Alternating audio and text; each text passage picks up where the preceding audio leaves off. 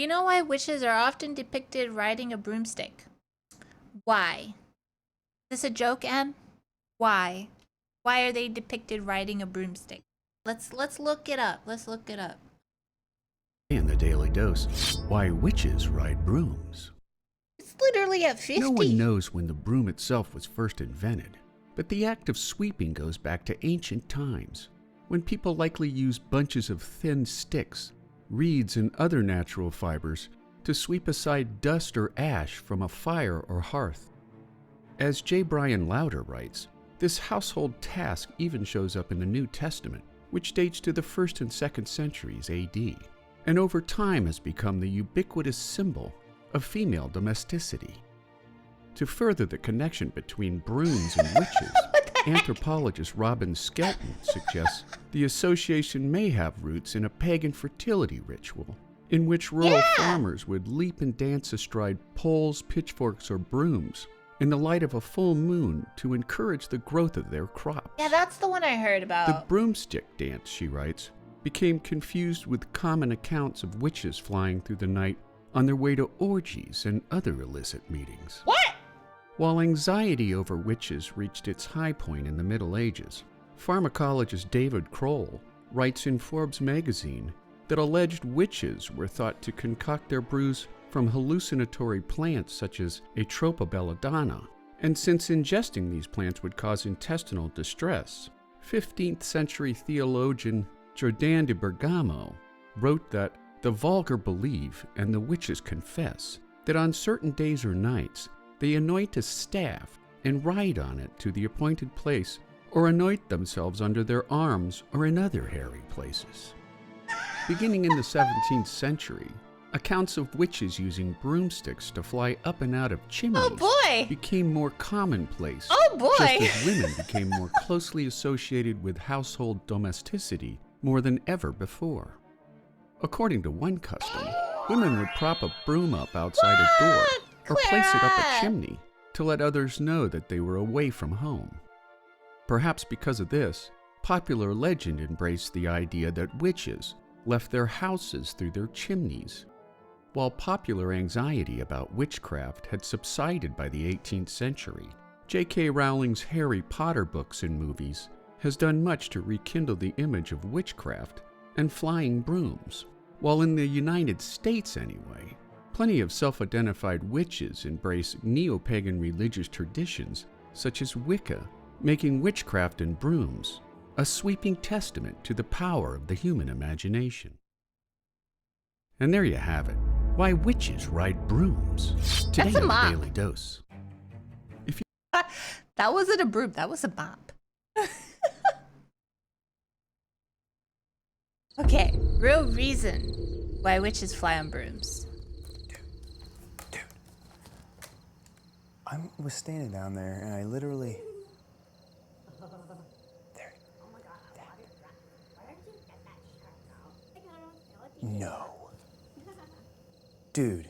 Pumpkin spice latte. There's no way. It's not even September yet. Pumpkin spice. Oh, fuck. It's spooky season. It's white girls! They're back! What? I love my fair share of fantasy movies. They always tend to have something in them that makes them magical. I'm talking about magic. Sorcery, wizardry, whatever you want to call it. Is it just fantasy, though? If you were caught partaking in any of this magic in the late 1600s, you might be considered a witch. But if you were a witch living in Salem, Massachusetts, you would be invited into families' homes with open arms. Really? I thought that's where the burnings happened. Isn't that where the witch hunting started, with Salem? Will you look at that? Get in here, we're just about to eat dinner. I'm kidding, you would be burned alive. Yeah, okay. What do you say you and I make things interesting? Okay. Witches have many stereotypes associated with them.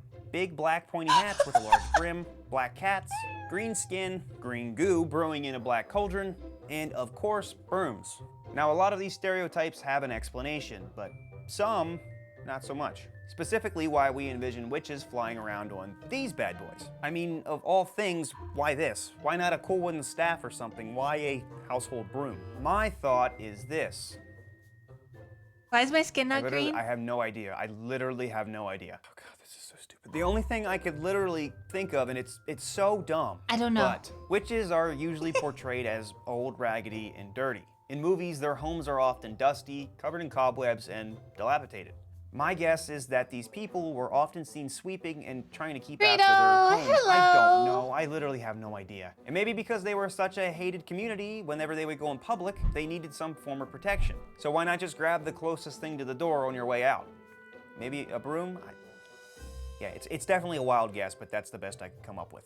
So, to get a better understanding of the truth, we have to take a step back in time to 14th century Hi, Joe. Europe. Back then, religion ruled all. Those who spoke out against the religion or practiced others were often seen as evil and were sometimes killed. Hey, Pa. Hey, Pa. Pa. Hey, Pa. Hey, Pa. Hey, Pa. Pa. Hey, Pa. Hey, what if God was actually a frog? Wouldn't that be funny? Many had a strong belief that the devil himself could give certain people power to harm others in return for their loyalty to their religion. This was known as the European witch craze. It lasted from the 14th century all the way up until the 17th century. During this time, between 200,000 and 500,000 people were executed. Seriously? Damn. Around the time the European witch craze was coming to an end, a little town known as Salem, Massachusetts decided they were going to take the reins for a bit. In January of 1692, two girls started behaving oddly, having episodes where they screamed, threw things, muttered weird sounds, and contorted themselves into strange positions. One of Salem's local doctors blamed it on the supernatural. On February 29th, the girls came forward and blamed 3 women. Strangely enough, one of these women actually confessed. She stated, "The devil came to me and bade me to serve him." so of course all 3 women were then placed in jail. Oh, God. This then led people to accusing everyone of being a witch, the youngest being 4 years old. Some genuinely were concerned that their neighbor was a witch. Others were accusing people just because they did them wrong.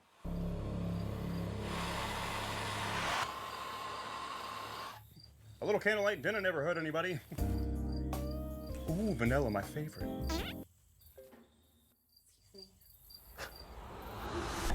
Witch! Oh, my. Wait, no, stop. Unfortunately, 19 people were hanged because of this.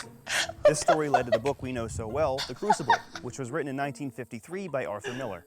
I feel like we've all had to read that in high school, right? And for anyone watching this that's not yet in high school, just wait. And if you don't have to read it, kindly drop the name of the high school you're going to in the comment section below so I can call and complain, because I had to read that in front of everyone! The iconic depiction of a witch standing over a cauldron stirring up a green brew actually has some truth behind it. Yeah, no It's 80 degrees out. You think I'm doing this for fun? I'm sweating bullets here. Okay. In 1976, evidence was found that the Salem witch trials may have begun from an outbreak of rye ergot. Ergot is a fungus that can form on grains such as rye. At this time, bread was a major part of the diet. The side effects from ingesting or eating the fungus were flu-like symptoms. Oh, and the acid trip of a lifetime. The fungus produced mind-altering effects much like that of hallucinogenic drugs. Researchers suspect that the girls who first experienced episodes in Salem were actually just ill from eating contaminated bread, which explains why they were muttering weird sounds and contorting their bodies into weird positions. Mind-altering drugs were actually very heavily used in this time period. People began to study the psychological effects of ergot and discovered chemicals known as alkaloids. Alkaloids are found in a number of plants, and in the Middle Ages, these plants were used to make hallucinogenic brews. One compound known as hyoscine produced great mind-altering effects, but it also caused severe The intestinal wheat gets you discomfort high. when ingested. Really? Here's where these come into play. Your depiction of a witch being associated with a broom is about to be ruined forever. It was discovered that hyoscine could be absorbed through the sweat glands in the armpit and the mucous membranes You need in some? the nether regions. It's said Wait, that wait, whoa, witches whoa, would whoa, apply whoa, the whoa. ointment What? to their broom handles, straddle comfort when ingested. Here's where these come into play. Your depiction of a witch being associated with a broom is about to be ruined forever. It was discovered that hyoscine could be absorbed through the sweat glands in the armpit and the mucous membranes in the nether regions. It's said that witches would apply the ointment to their broom handles, straddle them, and go to town. Dude, keep it family friendly. I think we crossed the family friendly line a while ago. Yeah, you're right. Wait. Alice Teller was the first recorded person condemned of witchcraft in Ireland. Oh, The sad part, okay. she was accused by her own stepchildren. The records Catnip, from the yeah. investigation state the Catnip. following. In rifling the closet of the lady, they found a pipe of ointment, wherewith she greased a staff, upon which she ambled and galloped through the thick and thin. Another record from the Teller case in the 15th century states this. But the vulgar belief, and the witches confess, that on certain days or nights they anoint a staff and write on it in the appointed place, or anoint it themselves under the arms or in other hairy places. Oh. What's wrong? Hocus Pocus 2. What about it? She's riding on Roombas. What? Oh, God. Those poor vacuums. Some old photos also show some truth. This wood engraving from the 17th century depicts a female standing over a fireplace with a broomstick between her legs. Here is a more updated version. That one was much clearer, and you could really see her applying the brew between her legs. Please find another way of saying that. Lathering up a broomstick and a hallucinogenic ointment in which she absorbs through the mucous membrane, applying the brew between her legs. A female standing over a fireplace with a broomstick between her legs. Here is a more updated version. That one was much clearer, and you could really see her applying the brew between her legs. Please find another way of saying that. Lathering up a broomstick and a hallucinogenic ointment in which she absorbs through the mucous membranes of her vagina. Oh, yeah, we're good. We got it. We're good. Great. And here is a painting by Francisco Goya from the late 1700s, which shows two witches. I guess you could say they took flying high to a whole new meaning. I feel like we should stop the one calling in them front brooms was a and witch. start calling them applicators. I'm officially done with you. I can't stand him. I am literally you! The word witch comes from Old English. A male witch was called a wicca, and a female witch was known as a wiki, or a wicca. I don't know how you pronounce that. Eventually, the two words were combined into wiki. Witchy. Witchy. I'm pretty sure that that's pronounced witch. It's just the Old English way of spelling it. Not sure. The modern meaning Wicca now refers to the form of paganism known as witchcraft. Somebody who participates in paganism is known as a pagan. When we think of somebody that's a pagan, we often assume that they worship the devil or participate in Satanism. But paganism is literally any religion that is outside of the main world religions, specifically non-Christian based or pre-Christian based religions. For example, the Nordic religion Asatru is the worship of Norse gods. That would be considered paganism. The ancient Greeks were polytheistic, meaning they believed in many gods like Zeus, Poseidon, Hades, so this would mean that they were pagans as well. The problem was that the term was so negatively used to describe witchcraft and Satanism that it now has a negative connotation. A connotation is an idea or feeling that a word invokes in addition to its literal or primary meaning. When we hear the word pagan, we often jump to Satan worshiper, which is ironic because most witches were never even involved in any cultish acts of Satanism that they're often portrayed as. So, do we depict witches flying around on brooms because they really liked to clean their houses and they also needed a form of self-defense? My God, that was so stupid. No. Did witches actually even fly around on brooms? No. And last but not least, did I absolutely ruin the way you view witches? Yes. Yes, I did. Almost forgot my applicator. Oh my God.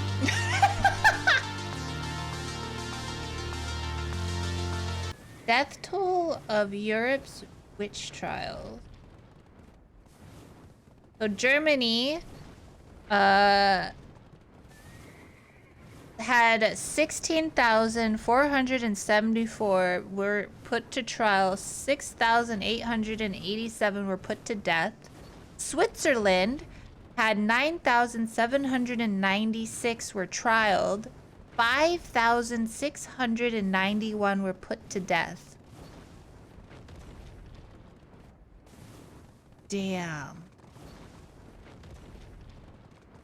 France, 4,159 were put on trial, 1,663 were killed. Scotland, 3,563, only 190 were killed.